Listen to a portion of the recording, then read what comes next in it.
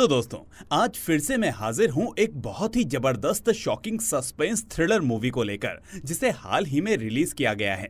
Movie का नाम आपको स्क्रीन और पिंड कमेंट में देखने को मिल जाएगा और प्लीज इसे लास्ट तक देखिएगा, क्योंकि इस मूवी में आपको ऐसी शॉकिंग डिटेल्स देखने को मिलेंगी जो आपके होश उड़ा देंगी।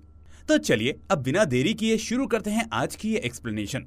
तो मूवी की शुरुआत होती है जहां हमें जियोन नाम का एक बड़ा बिजनेसमैन दिखाया जाता है। हमें पता चलता है कि उसकी एक 7 साल की बेटी टीना है जो उसकी जिंदगी में सब कुछ है, जबकि उसकी वाइफ की मौत हो चुकी है। वहीं हिजिन नाम की एक लेडी टीना की पर्सनल टीचर और केयरटेकर होती है, जो जियोन की गैर मौजूदगी में टीना का पूरा ख्याल रखती है। आज जियोन अपनी बेटी का एनुअल डे परफॉर्मेंस देखने आता है, जहाँ टीना एक अनाथ लड़की का किरदार निभा रही होती है। और ये देखकर जियोन अचानक इमोशनल हो जाता है, क्योंकि वो खुद भी कभी अनाथ था। खैर, हम देखते हैं कि जियोन अंदर से बहुत ही धार्मिक किस्म का होता है और गौतम बुद्ध पर बहुत विश्वास रखता है। इसी बीच एक दिन वो अपने मन को शांत रखने के लिए अपने घर के सामने वैसाख नाम का एक रिचुअल कर ही रहा होता है कि तभी उसे टीना की हेल्प हेल्प की आवाज सुनाई देती है। और इस आवाज से उसे अंदाजा हो जाता है कि टीना किसी मुसीबत में है। और थोड़ी देर बाद पता करने पर पता चलता है कि टीना तो गायब है। इसके बाद अब तुरंत पुलिस बुलाई जाती है, जहां हम ऑफिसर जैंग को देखते हैं जो इस केस का इंचार्ज होता है। अब उसके आने के बाद एक एक करके सारे सीसीटीवी कैमरे चेक किए जाते हैं। नौकरों और टीना के दोस्तों से पूछताछ होती है, लेकिन फिर भी टीना का कोई सुराग नहीं मिलता। अब टीना के गायब होने से सबसे ज्यादा हिजिन डिप्रेस हो जाती है, क्योंकि वो उसकी केयरटेकर है। फिर हिजिन पुलिस को बताती है कि एक तरफ तो रिचुअल चल रहा था और दूसरी तरफ बच्चे हाइड एंड सीक खेल रहे थे, और इसी दौरान न जाने कैसे टीना अचानक गायब हो गई। तभी जियोन के फोन पर एक वीडियो आता है जिसमें उसे रोती हुई टीना दिखती है, और इससे सभी को पता चलता है कि असल में टीना को किडनैप कर लिया गया है। अब ये लोग सीसीटीवी को वापस देखते हैं तो उन्हें पता चलता है कि जहां टीना खेल रही थी वहां के सीसीटीवी कैमरे को किसी ने एक गुब्बारे से ढक दिया था, जिससे किडनैपर की शक्ल कैमरे में नहीं आती। खैर, किडनैपर की भेजी हुई उस वीडियो में ऑफिसर जैंग को टीना के पीछे एक पुराना वॉलपेपर तो दिखता है, लेकिन जब वो इसके बारे में जियोन और बाकियों से पूछता है तो कोई उस लोकेशन को पहचान नहीं पाता। इसके बाद जैंग फौरन उस मोबाइल को ट्रेस करने का आदेश देता है जिससे ये वीडियो आया था।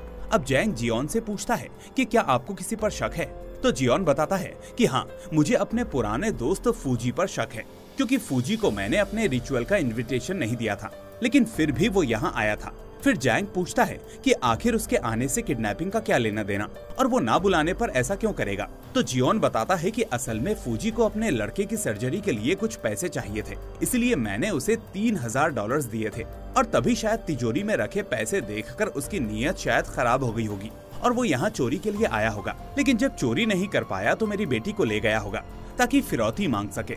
लेकिन इंस्पेक्टर जैंग को सीसीटीवी कैमरे में फूजी कहीं भी टीना को ले जाते हुए नहीं दिखता। अब जियोन कहता है कि ऑफिसर, शायद किसी ने उसकी मदद की होगी और वो शख्स अभी भी मेरे घर में मौजूद हो। तभी हिजिन उन्हें बताती है कि टीना की एक दोस्त पेप्सी जब खेल खेल में छुपी हुई थी तब हमारा माली मौशी वहाँ आसपास था। अब ये सुनते ही जियोन फौरन मौशी से पूछताछ करने के लिए मुड़ता है, लेकिन तभी उसे एक कॉल आ जाती है जो उसी किडनैपर की होती है। अब वो किडनैपर उससे कहता है कि अगर अपनी बेटी को जिंदा देखना चाहते हो तो कल 100 मिलियन कैश में देने होंगे, और पैसे कहाँ देने हैं वो भी मैं कल ही बताऊंगा। इतना कहकर वो फोन कट कर देता है, लेकिन पुलिस फिर भी इतनी देर में उसका कॉल ट्रेस नहीं कर पाती। तभी ऑफिसर जैंग का असिस्टेंट रियो उसे बताता है कि सर, हमें फूजी की कार मिल गई है, इसलिए अब शक की सुई वापस से फूजी पर घूम जाती है। अब पुलिस को लगने लगता है कि इस किडनैपिंग में फूजी की मदद मौशी ने ही की होगी, क्योंकि इसकी एक वजह ये थी कि मौशी को इस घर में माली की नौकरी फूजी ने ही दिलवाई थी, और दूसरी वजह ये होती है कि इस घर के लॉन में पुलिस को टीना के कुछ बाल मिलते हैं। तो इसी वजह से अब पुलिस घर के माली यानी मौशी को इंटरोगेट करती है, लेकिन यहाँ मौशी कुछ भी बताने से साफ इनकार कर देता है कि उसे इस बारे में कुछ नहीं पता। अब सीन यहाँ से शिफ्ट होता है जहाँ बाकी पुलिस ऑफिसर्स को जियोन की हिस्ट्री बताई जाती है, और फिर उन्हें पता चलता है कि जियोन असल में अनाथ आश्रम से निकलकर बड़ी मेहनत करके कॉस्मेटिक बिजनेस का टाइकून बन गया। साथ ही उसने एक बार पुलिस कमिश्नर डेमॉन्ड के लापता बेटे को खोजने में मदद की थी, जिसके बदले डेमॉन्ड ने उसे बिजनेस के लिए फाइनेंसर भी दिलाए, जिससे उसका बिजनेस अच्छे से चल पड़ा। यहाँ उन्हें ये भी पता चलता है कि फूजी और उसकी वाइफ तानिया भी उसी ऑर्फनेज में काम करते थे जहाँ जियोन पला बड़ा था। खैर, अब पुलिस को शक होता है कि मौशी ने ही टीना को बेहोश करके फूजी की कार में छुपाया होगा, और इस किडनैपिंग में उसका साथ दिया होगा। तभी जैंग सभी को बताता है कि अब हमारे पास एक ही रास्ता है, और वो ये कि जब जियोन कल फिरौती की रकम देने के लिए किडनैपर से मिलेगा तब उसे पकड़ लिया जाए। लेकिन पुलिस चीफ को ये प्लान पसंद नहीं आता। ऊपर से पुलिस को असली चिंता मीडिया की होती है, जो कि इस हाई प्रोफाइल किडनैपिंग पर अपनी नजर बनाए रखे है। लेकिन फिर भी पुलिस चीफ जैंग के आइडिया पर भरोसा करके उसको किडनैपर को पकड़ने के लिए हर तरह की सहूलियत देता है। और तभी हमें पता चलता है कि जियोन ने बैंक से $100 मिलियन कैश निकाले हैं, जिसके बाद पुलिस भी किडनैपर को पकड़ने के लिए अपनी कमर कस लेती है। इसके बाद उस कैश को 2 बड़े बैग्स में भरा जाता है कि तभी वो किडनैपर जियोन को मैसेज करता है कि पुलिस को चकमा देकर पैसे लेकर रोअर बीच के नीचे आ जाओ, क्योंकि मुझे पता है कि पुलिस तुम्हारा साथ दे रही है। अब ये सुनकर जियोन चौंक जाता है कि आखिर किडनैपर को ये सब कैसे पता। लेकिन जियोन अब ये भी जानता था कि उसके बाहर निकलते ही पुलिस उसकी कार का पीछा करेगी, इसलिए अब वो हिजिन की कार में छुपकर अपने घर से चुपचाप बाहर निकलता है। लेकिन पुलिस उससे भी स्मार्ट होती है, जो कि हिजिन को बाहर जाते देख उसकी कार का ही पीछा करने लगती है। फिर हम देखते हैं कि कार में हिजिन और जियोन साथ होते हैं, और इसी बीच जियोन उससे बीच में एक जगह उतरने के लिए भी कहता है, लेकिन वो उससे कहती है कि जब तक टीना नहीं मिलती मैं तुम्हारे साथ ही रहूंगी। तभी हम देखते हैं कि पुलिस भी कंट्रोल वैन से जियोन के ऊपर नजर रखे होती है। खैर, अब किडनैपर जियोन को कॉल करके ब्रिज के नीचे बुलाता है, जिसके बाद पुलिस उस ब्रिज को दोनों साइड से ब्लॉक कर देती है। लेकिन फिर काफी देर बाद भी जब ब्रिज के नीचे कोई हलचल नहीं दिखती तो पुलिस वहां पहुंचती है और कार को चेक करती है। लेकिन तभी हम देखते हैं कि उस कार में जियोन नहीं होता, क्योंकि जियोन और हिजिन पैसे के उस बैग को लेकर बोट से वहां से भाग चुके होते हैं। इसके बाद हम देखते हैं कि वो किडनैपर जियोन को कॉल करके टीना की आवाज सुनता है, और साथ में वो मॉनिटर्स के सामने बैठकर जियोन पर नजर रख रहा होता है। अब वो उससे कहता है कि मैं तुमसे 3 सवाल पूछूंगा जिनके 4 ऑप्शंस होंगे, और अगर तुम उनके सही जवाब दे दोगे तो टीना तक अपने आप पहुंच जाओगे। अब जियोन के पास इस बेहुदा बात को मानने के अलावा और कोई रास्ता नहीं होता, इसलिए वो इस चीज के लिए हाँ कर देता है। जिसके बाद किडनैपर उससे पहला सवाल पूछता है कि थाईलैंड की सबसे बड़ी स्लम कहाँ है, और फिर वो उसे 4 ऑप्शंस भी देता है। लेकिन तभी जियोन जल्दी से जवाब देता है कुसागी। अब ये जवाब सही होता है तो किडनैपर कहता है, वाह, तुम्हें तो इसका जवाब पता है, तो अब ये भी समझ लो कि तुम्हारी बेटी टीना भी इस वक्त उस स्लम में है। खैर, अब सीन यहाँ से शिफ्ट होता है और हमें रॉबिन नाम का एक आदमी फूजी और तानिया की तलाश करता हुआ दिखाई देता है, जबकि दूसरी तरफ जियोन मैकलोंग रिवर तक पहुँच जाता है। और तभी किडनैपर उससे दूसरा सवाल पूछता है कि कौन सा एनेस्थीसिया सबसे तेज काम करता है, पर जियोन इतने में फ्रस्ट्रेट होकर कहता है कि तुम्हें पैसे चाहिए तो वो मैं लेकर आया हूँ, लेकिन अपना ये खेल बंद करो। तो ये सुनकर किडनैपर कहता है कि शायद तुम्हें पता नहीं, लेकिन हमारी बातचीत पूरी दुनिया इस वक्त लाइव देख रही है, और ये किडनैपिंग का थ्रिलर सबके सामने लाइव स्ट्रीम हो रहा है। अब इसी वक्त जैंग को भी इस लाइव स्ट्रीमिंग का पता चल जाता है, और उधर जियोन भी अपनी बोट में राउटर और कैमरे लगे देखता है। तभी वो समझ जाता है कि किडनैपर बहुत दिमाग वाला है और इस वक्त उसकी बेटी की जान को खतरा है, इसलिए वो ना चाहते हुए भी जियोन को जवाब देता है सी और फ्लोरेन।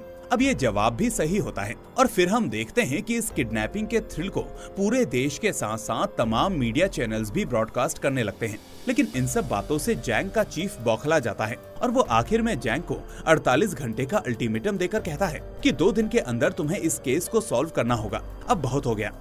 उधर किडनैपर अब जियोंग से तीसरा सवाल पूछता है कि थाईलैंड में चाइल्ड ट्रैफिकिंग की सजा कितनी है, तो जियोंग जवाब देता है 10 साल। अब जवाब देते ही वो किडनैपर से कहता है कि मैंने तुम्हारे तीनों सवालों के जवाब दे दिए, अब मुझे मेरी बेटी टीना का लोकेशन बताओ। और तभी हमें पता चलता है कि असल में वो किडनैपर कोई और नहीं बल्कि एक औरत है, जो टेक्नोलॉजी की मदद से अब तक मर्द की तरह बात कर रही होती है। फिर हम देखते हैं कि वो औरत अचानक जियोन को एक बच्चे की आवाज में लोरी सुनाती है और कहती है कि अब तो तुम्हें पता चल ही गया होगा कि तुम्हें कहाँ आना है। ये सुनते ही अब जियोन लोकेशन समझ जाता है, लेकिन इन बातों को सुन रही पुलिस नहीं समझ पाती कि आखिर जियोन को उस लोकेशन के बारे में कैसे पता, जिसके बारे में किडनैपर लड़की ने सिर्फ हिंट दी थी और उसका नाम नहीं लिया। इससे जैंग समझ जाता है कि हो ना हो जियोन को कुछ तो पता है या उसका कोई राज है जो हमसे छुपा हुआ है। इधर न्यूज मीडिया भी सोच में पड़ जाती है कि किडनैपर के सवालों का आखिर जियोन से क्या संबंध है, क्योंकि अब तक सब जान गए होते हैं कि इस किडनैपर को पैसे नहीं बल्कि कुछ और चाहिए। खैर, अब हम देखते हैं कि जियोन पैसे लेकर एक पुराने ऑर्फनेज पहुंचता है जो अब खंडहर बन चुका है। वहाँ वो हिजिन से कहता है कि मैं यहीं पला बड़ा था और मेरा बचपन यहीं पर गुजरा था। इसी बीच वो अपने पास्ट को सोचने लगता है, जहाँ हमें पता चलता है कि 10 साल की उम्र में जियोन को किडनैपिंग करके इसी ऑर्फनेज में लाया गया था और यहाँ उसकी दोस्ती रॉबिन नाम के एक लड़के से हुई थी। फिर अचानक जियोन अपने ख्यालों से बाहर आता है और एक रूम में जाता है जहाँ बच्चों पर अत्याचार किए जाते थे। अब वहाँ उसकी आंखों के सामने एक बच्चे को बोरी में बांध कर रखा होता है, जिसे टीना समझकर जियोन उस बोरी को खोलने लगता है। लेकिन तभी वो देखता है कि उसमें टीना नहीं है बल्कि कोई और बच्चा होता है। इस बीच अचानक किडनैपर की आवाज आती है कि बाहर एक वैन खड़ी है, इसलिए फौरन इस लड़के को उसमें डालकर पायर की तरफ लेकर आओ, तभी इसके बदले तुम्हें तुम्हारी लड़की मिलेगी और अगर तुम ऐसा नहीं करोगे तो टीना की एक उंगली तोड़ दी जाएगी। अब हिजिन इस बात के लिए तैयार नहीं होती और जियोन भी फैसला करता है कि वो अब पुलिस के आने का इंतजार करेगा। लेकिन इतने में उनको कुछ ना करते देख वो औरत टीना का एक अंगूठा काट देती है और उसका फोटो तुरंत जियोन को भेज देती है। अब वो फोटो देखकर जियोन तेज तेज रोने और चिल्लाने लगता है कि ये तुमने क्या किया। तभी वो लेडी कहती है कि इस बार उंगली कटी है लेकिन अगली बार गर्दन कटेगी। तो इस तरह अब मजबूरन जियोन और हिजिन उस लड़के को वैन में डालकर पायर की तरफ निकल पड़ते हैं और पुलिस उनका पीछा करने लगती है। अब थोड़ा आगे जाकर जियोन वैन को जंगल के रास्ते मोड़ता है, जबकि वो किडनैपर औरत कैमरे के जरिए उसे गुस्से से देख रही होती है। उधर दूसरी तरफ मीडिया अपनी तहकीकात में पता लगाती है कि वेलकान नाम का वो ऑर्फनेज असल में चाइल्ड ट्रैफिकिंग में इन्वॉल्व होने की वजह से सालों पहले ही बंद कर दिया गया था। अब रॉबिन उस न्यूज को देखता है और तभी उसे किसी का फोन आता है। इधर हिजिन भी समझ जाती है कि किडनैपर पैसे नहीं बल्कि जियोन से कुछ और चाहता है। फिर वो उससे इस बारे में पूछती है कि हम लोग आखिर कहाँ जा रहे हैं। तो जियोन उसे बताता है कि हम थोनसाई पायर जा रहे हैं, जो मेरे अतीत से जुड़ा है और ये एक छुपा रास्ता है जिसे CO2 रास्ता कहते हैं, क्योंकि यहाँ से वैन को ले जाते वक्त ऑक्सीजन की कमी से कई लोगों की मौत हो चुकी है। फिर हिजिन पूछती है कि वैन में हमने जिस लड़के को रखा है वो किसका लड़का है। तो जियोन उसे कुछ चीजें बताने लगता है। वो कहता है कि जब मैं छोटा था तो उस अनाथालय में उस आदमी से पहली बार मिला था और उस वक्त वो एक साधारण पुलिस ऑफिसर था। असल में वो अनाथ आश्रम से बच्चों को उठाकर बाहर के देशों में सप्लाई करता था, जहाँ अमीर फैमिलीज उन्हें बड़े दामों पर खरीदती थी। लेकिन उस सब में मैं और रॉबिन डिफेक्टिव होने की वजह से बच गए थे, जबकि बाकी के बच्चों को इसी रास्ते से पायर ले जाकर बोट में डालकर देश से बाहर भेज दिया गया। वो बताता है कि मैं उस वक्त छोटा था, इसलिए मुझे डर की वजह से इस काम में उनकी मदद करनी पड़ी। तो ये सुनकर हिजिन शॉक्ड हो जाती है कि जियोन भी उस गिरोह में काम कर चुका है। लेकिन फिर जियोन आगे बताता है कि उस वक्त जो बच्चे बाहर भेजने लायक नहीं होते थे, उनके हाथ पैर तोड़कर उनसे भीख मंगवाई जाती थी। तो मैं नहीं चाहता था कि मेरे साथ ऐसा हो, इसलिए मैं उन गुंडों की गैंग में ही शामिल हो गया ताकि वो लोग मुझे कुछ ना करें। और फिर देखते ही देखते समय के साथ साथ मैंने भी बचपन से ही किडनैपिंग शुरू कर दी। तभी वो बताता है कि फूजी और उसकी वाइफ तानिया भी उस आदमी के लिए काम करते थे, लेकिन एक बोट हादसे में वो जख्मी हो गए और शायद इसी का बदला वो उस आदमी से लेना चाहते हैं। तो ये सुनकर हिजिन कहती है कि फिर तो हमें पुलिस को ये सब बताना चाहिए। तो जियोन जवाब देता है कि इससे कुछ नहीं होगा, अब पुलिस हमारी मदद नहीं कर सकती, क्योंकि ये रैकेट चलाने वाला आदमी आज पुलिस कमिश्नर बन चुका है और उसका नाम डेमोंड है। तभी जैंग को पता चलता है कि जिस बच्चे को किडनैप किया गया है वो असल में कमिश्नर डेमोंड का ही लड़का है। इस तरह अब जैसे ही पुलिस को पता चलता है कि उनके कमिश्नर का लड़का किडनैप हुआ है, तो वैसे ही सारी पुलिस फोर्स एक्टिव मोड पर आ जाती है। फिर जियोन हिजिन से कहता है, अगर तुम चाहो तो वापस लौट सकती हो, क्योंकि इसमें तुम्हारी जान को खतरा हो सकता है। लेकिन हिजिन जवाब देती है कि जब तक टीना वापस नहीं आती मैं नहीं लौटूंगी। खैर, तभी उन्हें पता चलता है कि पीछे वैन में रखा वो लड़का ऑक्सीजन की कमी से बेहोश हो गया है, इसलिए अब वो उसे फ्रंट सीट पर लाकर पायर की तरफ निकल जाते हैं। साथ ही उस वैन में लगे कैमरे से हो रही स्ट्रीमिंग के जरिए पुलिस समझ जाती है कि वो पायर की ओर जा रहे हैं। फिर पायर पहुंचते ही जियोन वैन से उतरकर पास के एक वेयरहाउस में जाता है, जहां उसे जली हुई डॉल्स के साथ दीवार पर लिखा एक मैसेज दिखता है। वो मैसेज होता है दीवार पर 2017 का साल और 619 नंबर, जो कि किसी बोट का नंबर होता है। साथ ही वहां ऊपर लिखा होता है कि अतीत कभी नहीं मरता। खैर, तभी पुलिस भी पायर पहुंच जाती है और जियोन को पकड़ लेती है। अब जैंग जियोन से कहता है कि कमिश्नर के बेटे को उनके हवाले कर दे, क्योंकि वैन से वो लड़का और हिजिन गायब होते हैं और जैंग को कहीं नहीं दिखते। लेकिन तभी कमिश्नर डेमोंड भी वहां पहुंच जाता है, जबकि इसी बीच बोट के पीछे छुपी हुई हिजिन उस लड़के के साथ ये सब देख रही होती है। खैर, तभी डेमोंड भी जियोन से अपने बेटे के बारे में पूछता है, तो जियोन उससे कहता है कि ये सब हमारे कर्म हैं जो लौटकर वापस आ रहे हैं। फिर अचानक डेमोंड की कार में ब्लास्ट हो जाता है और ये मौका देखकर वो लड़का हिजिन से छूटकर डेमोंड की तरफ भागने लगता है, लेकिन जियोन उसे वापस अपनी गन की नोक पर लेकर पकड़ लेता है और तभी रॉबिन वहां आ जाता है, जिसके बाद जियोन उस बच्चे को वहीं छोड़कर रॉबिन की बाइक पर बैठकर वहां से भाग जाता है। अब ये सब इतना जल्दी होता है कि पुलिस उनका पीछा नहीं कर पाती। उधर मीडिया को भी पता चल जाता है कि वेयरहाउस पर लिखा मैसेज 7 साल पहले 619 बोट पर हुए बॉम्ब हादसे से जुड़ा हुआ है, जिसमें 23 छोटे बच्चे मारे गए थे।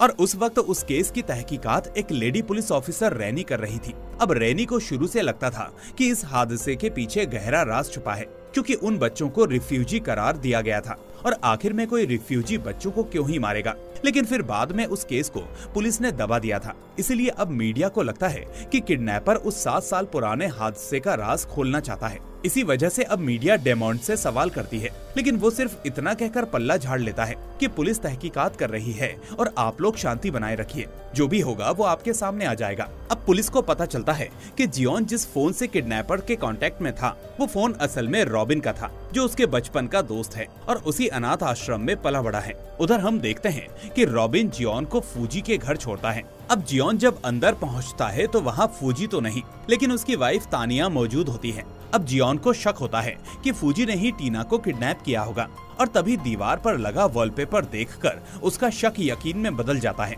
क्योंकि वो वही वॉलपेपर होता है जो टीना के भेजे गए वीडियो में था। अब जियोन उससे पूछता है कि फूजी कहाँ है और आखिर मेरी बेटी को उसने क्यों पकड़ा। तो तानिया जियोन से कहती है, ये तुम्हारा पाप है जो अब पलटकर तुम पर आया है। फिर इस बात पर दोनों में हाथापाई हो जाती है, जिसके बाद जियोन फ्रस्ट्रेट होकर तानिया से टीना का पता पूछने लगता है, पर तानिया अब कुछ नहीं बताती।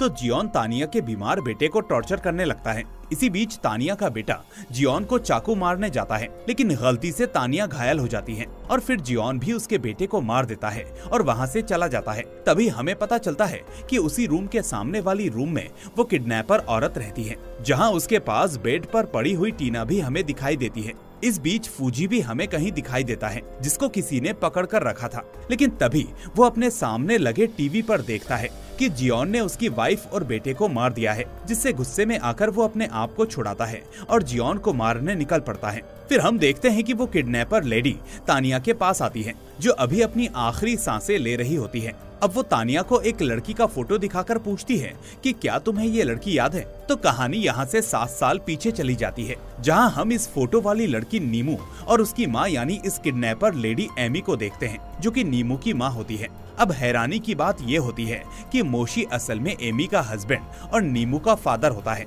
और उसकी इलेक्ट्रिक की शॉप होती है। तभी हम देखते हैं कि रोड से गुजरती तानिया नीमू को फुसलाकर किडनैप कर लेती है और फिर अपनी बेटी के लापता होने पर एमी पुलिस से गुहार लगाती है कि वो उसकी लड़की को ढूंढे। अब वहाँ की पुलिस इंचार्ज रेनी उसे कहती है कि वो नीमू को ढूंढने की पूरी कोशिश करेगी, क्योंकि रेनी भी प्रेग्नेंट होती है, इसलिए वो भी एक माँ का दुख समझती है। इसी बीच रेनी को पता चलता है कि एमी की बेटी नीमू एक रिफ्यूजी बच्चों की गुट के साथ 619 नंबर की बोट के हादसे में मारी जा चुकी है, इसलिए अब वो बड़े दुख से ये खबर एमी को देती है, जिसके बाद वो अपनी बेटी की मौत की खबर सुनकर पूरी तरह से टूट जाती है। अब उसके मन में सिर्फ एक चीज होती है और वो ये कि उसे उन लोगों का नाम पता चल जाए जो उसकी बेटी की मौत के असली जिम्मेदार हैं, क्योंकि वो उनसे बदला लेना चाहती है। लेकिन रेनी उसे कुछ नहीं बताती। इसके बाद एमी रेनी के ऊपर ये सोचकर नजर रखने लगती है कि वहीं वो भी पैसों को लेकर उन लोगों से ना मिल गई हो जिसने उस बोट में विस्फोट करवाया था। जबकि हम देखते हैं कि रेनी अपनी तफ्तीश में अभी भी लगी होती है, जिस वजह से उसके ऊपर भी जान का खतरा मंडरा रहा होता है। फिर एक रात जब रेनी पायर से अपने कार में लौट रही होती है, तो उसका पीछा कर रही एमी के सामने ही रेनी की कार में ब्लास्ट हो जाता है, जिससे रेनी ऑन द स्पॉट मारी जाती है और फिर एमी रोती रह जाती है। इसके बाद एमी और मोशी रेनी के शोक सभा में जाते हैं और बदला लेने की ठान लेते हैं कि जिसने भी उनकी बेटी और रेनी को इस अंजाम तक पहुंचाया है, उसको ये लोग नहीं छोड़ेंगे। खैर, इसके बाद वो दोनों 619 नंबर बोट के केस से जुड़े जियोन और फूजी पर नजर रखने लगते हैं और इसी बीच एमी तानिया से दोस्ती कर लेती है और इस दोस्ती के जरिए फूजी की मदद से मोशी भी जियोन के घर मालिक की जॉब हासिल कर लेता है। तो ये सब एमी और मोशी इसीलिए करते हैं ताकि फूजी और तानिया पर ज्यादा से ज्यादा नजर रख पाएं। खैर, अब कहानी फिर से प्रेजेंट में आती है, जहां तानिया अपना दम तोड़ देती है। अब एमी उसकी लाश से कहती है कि तुम्हें मेरे सामने मरते हुए देखकर मुझे बहुत खुशी हो रही है। अब दूसरी तरफ हम देखते हैं कि स्ट्रीम की वजह से पब्लिक का गुस्सा उमड़ आता है और वो 619 केस की सच्चाई के लिए प्रदर्शन करने लगते हैं। इसके बाद एमी सीधे जियोन को कॉल करके कहती है कि तुमने मेरी लड़की को मारा है। तो जियोन उसे समझाने की कोशिश करता है कि 619 ब्लास्ट एक एक्सीडेंट था। तभी एमी कहती है कि ठीक है, फिर तुम्हारी बेटी भी एक्सीडेंट में मरेगी, इसलिए अगर उसे बचाना चाहते हो तो जनता के सामने 619 की सच्चाई बाहर लेकर आओ। मुझे पता है कि तुम सब कुछ जानते हो, नहीं तो लाइव स्ट्रीम के जरिए लोगों को पता चलेगा कि तुम्हारा एक झूठ तुम्हारी बेटी की जान ले लेगा। इस तरह वो उसे अगले दिन 619 बोर्ड पर बुलाती है, लेकिन तभी एक अनजान आदमी अचानक जियोन पर अटैक कर देता है, लेकिन सही वक्त पर हिजिन उसे बचा लेती है। और फिर हम देखते हैं कि वो अनजान आदमी कोई और नहीं बल्कि डिटेक्टिव जैंग होता है। लेकिन जैंग ऐसा करने की कोशिश क्यों कर रहा था वो हमें आगे पता चलेगा। अब जियोन को लगता है कि डेमॉन ने उसे मारने के लिए जैंग को भेजा होगा और ये बात अब वो हिजिन को बताता है। वो उससे कहता है कि वो 619 बोट वाला एक्सीडेंट असल में एक्सीडेंट नहीं था, बल्कि ये हादसा खुद डेमॉन ने प्लान किया था। असल में उस रात मैं उन 23 बच्चों को वैन में भरकर पायर ले जा रहा था, लेकिन पुलिस से बचने के लिए मैंने वैन को CO2 रास्ते पर मोड़ लिया, पर पायर पहुंचते ही मैंने बच्चों को फूजी के हवाले कर दिया और फिर फूजी और तानिया ने उन्हें बॉक्सेस में छुपा दिया। इसके बाद बच्चों को लेकर बोट वहां से निकल गई थी, लेकिन थोड़ी देर में पुलिस ने उस बोट को घेर लिया। फिर मैंने डेमॉन को कॉल करके अपनी पहचान से सिचुएशन हैंडल करने को कहा, लेकिन डेमॉन ने पता नहीं क्यों खुद ही पहले से बोट पर एक्सप्लोजिव्स फिट किए हुए थे, जिनका टाइमर उसने अपने रिमोट से ऑन कर दिया। अब फूजी और तानिया ने तो अपने आप को बचा लिया, लेकिन ब्लास्ट में वो 23 मासूम बच्चे मारे गए। इसलिए अब टीना की जान इसी शर्त पर बचेगी अगर मैं डेमॉन को पब्लिक के सामने एक्सपोज करूंगा। आगे जियोन हिजिन से कहता है, अगर मुझे कुछ हो गया तो तुम टीना का ख्याल रखना, उसे मेरी तरह अनाथ मत होने देना। फिर अगले दिन हम देखते हैं कि रॉबिन जियोन को पायर छोड़ देता है और पुलिस उसकी नजर में होती है। यहाँ हमें ये भी पता चलता है कि उस पायर पर जियोन 619 हादसे में मारे गए बच्चों की आत्मा की शांति के लिए बुद्ध का टेम्पल बनवाना चाहता है। इसलिए बुद्ध से प्रार्थना करके जियोन एक बोट के जरिए समंदर में वीरान खड़ी उस 619 बोट की तरफ निकल पड़ता है। इसके बाद पुलिस भी उसकी बोट का पीछा करने लगती है, जबकि दूर एक टावर पर खड़ी एमी भी उस पर नजर रखे हुए होती है। अब बोट पर पहुंचकर जियोन टीना को ढूंढते ढूंढते बेसमेंट के एक रूम में आता है, जहां बहुत सारे टीवी रखे होते हैं, और तभी उसे बॉम्ब के बीच बंधी टीना और हिजिन दिखाई देती हैं। इसके बाद एमी जियोन को कॉल करके बताती है कि तुम्हारी लड़की तुमसे ज्यादा दूर नहीं है, लेकिन तभी पुलिस उस बोट पर पहुंच जाती है और डेमॉन्ड भी उसके साथ होता है। इसके बाद डेमॉन्ड जियोन का फोन तोड़ देता है और फिर एमी बोट पर लगे स्पीकर से जियोन से कहती है, तुम्हें पब्लिक के सामने एक्सपोज करना है कि कैसे डेमॉन्ड बच्चों की ट्रैफिकिंग में इन्वॉल्व था, बस ये कर दो। एमी एक बार फिर जियोन से कहती है कि थोड़ी ही देर में लाइव स्ट्रीम के जरिए 619 की सच्चाई लोगों तक पहुंच जानी चाहिए, ज्यादा देर मत करना। अब पब्लिक भी बेसब्री से उसे सुनना चाहती है कि आखिर जियोन क्या कहेगा, लेकिन जियोन अभी भी चुपचाप खड़ा होता है। फिर एमी बताती है कि उस ड्रॉअर में बॉम्ब का रिमोट पड़ा है, अब या तो सच्चाई बताओ या बॉम्ब का बटन दबाकर अपनी बेटी की बलि दो, ये तुम्हारे हाथ में है। फिर डेमॉन्ड जैंग से कहता है कि उसे जियोन से अकेले में बात करनी है, इसलिए जैंग अपनी टीम के साथ बोट से निकल जाए, लेकिन जैंग जवाब देता है कि मैं ऐसा नहीं कर सकता सर, ये मेरा केस है। तभी डेमॉन्ड अचानक अपनी स्वॉट टीम को जैंग की टीम पर गन तानने का ऑर्डर देता है। इसके बाद दोनों साइड से लोग एक दूसरे पर गन तान देते हैं, लेकिन तभी जैंग का असिस्टेंट रियो गद्दारी करके उल्टा जैंग को ही शूट कर देता है और ये देखकर खुद जियोन भी शॉक्ड रह जाता है। इसके बाद स्वॉट टीम पूरी पुलिस टीम को रूम से बाहर ले जाती है और फिर डेमॉन्ड और जियोन अकेले बचे होते हैं। अब यहाँ हमें एक और सच्चाई का पता चलता है कि वो पुलिस ऑफिसर रैनी असल में इस पुलिस ऑफिसर जैंग की वाइफ थी, यानी 7 साल पहले रैनी 619 हादसे की तह तक पहुंच गई थी और डेमॉन्ड को पता चल गया था कि वो उसके पास तक भी पहुंच जाएगी, इसलिए उसने रैनी को बॉम्ब से उड़ा दिया था, जिस वजह से रैनी के साथ उसके पेट में पल रहा जैंग का बच्चा भी मारा गया था। अब प्रेजेंट में डेमॉन्ड जैंग को भी मार देता है, जिसके बाद जियोन अपनी बॉडी पर बंधा बॉम्ब दिखाकर डेमॉन्ड को धमकी देता है कि अगर तुमने लाइव स्ट्रीम में रुकावट डाली तो मैं बॉडी बॉम्ब ब्लास्ट कर दूंगा, जिससे हम दोनों मर जाएंगे। लेकिन तभी डेमॉन्ड उल्टा कहता है कि दबा दो बटन, क्योंकि मैं तुम्हें जानता हूँ, तुम में इतनी हिम्मत नहीं है, तुम बहुत स्वार्थी हो और अपनी बेटी की बलि भी दे सकते हो, लेकिन अपनी नहीं। वो कहता है कि 100 शैतान मरे तब तुम जैसे शैतान ने जन्म लिया। मैंने तुम्हें बचपन से पाला है, इसलिए मैं तुम्हारी नस नस से वाकिफ हूँ। बचपन में अपने आप को बचाने के लिए तुमने हमारा साथ दिया और फिर जवानी में तुम्हारा लालच इतना बढ़ गया कि तुम अनाथ बच्चों के साथ साथ फैमिली वाले बच्चों को भी किडनैप करने लगे। वो कहता है कि मैं बुरा हूँ लेकिन तुम हैवान हो, क्योंकि उस रात जब पुलिस ने 619 नंबर की बोट को घेर लिया था तो तुमने ही 619 में छुपे बॉम्ब को ब्लास्ट करके अपनी जान बचाई थी, जबकि मैंने तुम्हें भागने को कहा था, बच्चों को मारने की परमिशन नहीं दी थी। लेकिन अब अपना गुनाह तुम मुझ पर थोपने जा रहे हो। उन 23 बच्चों के मर्डरर तुम हो, मैं नहीं। ये बुद्ध की माला गले में पहनने से कोई संत नहीं बनता, ना ही इससे पाप धुलते हैं। मैं तो बच्चे बेचता था लेकिन तुमने इंसानियत ही बेच डाली। ऐसा कहकर वो लास्ट में धमकी देता है कि अब मैं 3 तक गिनता हूँ, या तो अपने बॉडी बॉम्ब को ब्लास्ट करो या अपनी बेटी टीना के बॉम्ब को। अब चॉइस तुम्हारी है।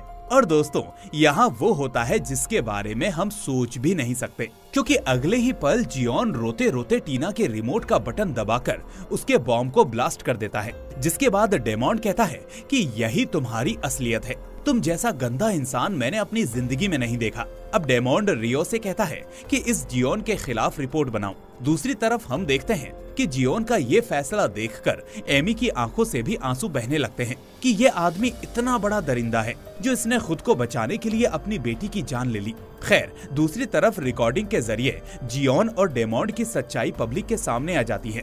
दरअसल जैंग की शर्ट पर बटन में एक कैमरा लगा था जिससे ये सब शूट हुआ था। ऐसा इसीलिए क्योंकि जैंग 619 केस की सच्चाई लोगों के सामने लाना चाहता था, जो उसकी वाइफ रेनी का मकसद था। फिर हम देखते हैं कि इस वीडियो सबूत के चलते डेमॉन्ड, जियोन और रियो को अरेस्ट कर लिया जाता है और आगे तहकीकात से पता चलता है कि डेमॉन्ड ने अब तक 6000 से ज्यादा बच्चों को किडनैप करके उनकी ट्रैफिकिंग की थी। इसके बाद हॉस्पिटल में एडमिट जियोन के सामने हिजिन आती है और पता चलता है कि हिजिन और टीना अभी भी जिंदा हैं। पर ये देखकर जियोन को शॉक नहीं होता, पता नहीं कैसे, लेकिन शायद उसे पता था कि वो दोनों सेफ हैं।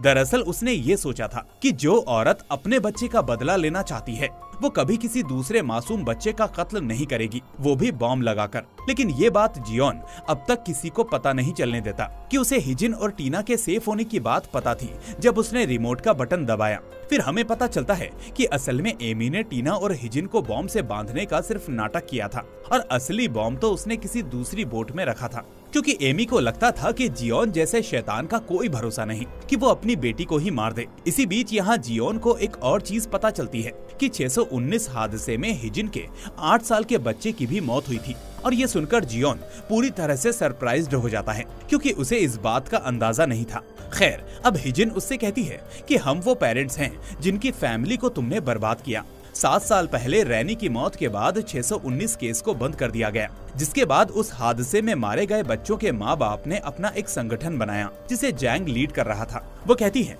कि उस वक्त असल में बच्चों की किडनैपिंग और उनकी ऐसी मौत ने सभी पेरेंट्स को तोड़ दिया था और अपने बच्चों के जले हुए शरीर को देखकर उनका इंसानियत पर से भरोसा उठ गया था और उन पेरेंट्स में मैं भी शामिल थी। फिर जैंग ने फैसला किया कि इसके पीछे जो भी है वो उसे बेनकाब करेगा। इसलिए उसके बाद कुछ पेरेंट्स डिप्रेस होकर परदेश चले गए, कुछ बुद्ध की शरण में चले गए और बचे हुए पेरेंट्स ने जैंग का साथ देने का फैसला किया। इसके बाद जैंग ने अपनी तहकीकात में ये जान लिया कि चाइल्ड ट्रैफिकिंग में डेमॉन्ड, जियोन, फूजी और तानिया ये सभी इन्वॉल्व हैं। इसलिए अब उसने अपना प्लान बनाना शुरू किया। असल में जैंग नहीं चाहता था कि जो इन पेरेंट्स के साथ हुआ वो किसी और पेरेंट्स के साथ हो। इसलिए हिजिन ने अपनी एक्टिंग का इस्तेमाल करके टीना के पर्सनल टीचर की जॉब हासिल की और एमी ने तानिया से दोस्ती करके मोशी को घर में एंट्री दिलवाई। साथ ही बाकी के पेरेंट्स में से जो लोग मीडिया एक्सपर्ट्स थे उन्होंने लाइव स्ट्रीमिंग का जिम्मा उठाया। फिर इसी बीच एक दिन मोशी ने टीना को किडनैप करके उसे फूजी की कार में डाल दिया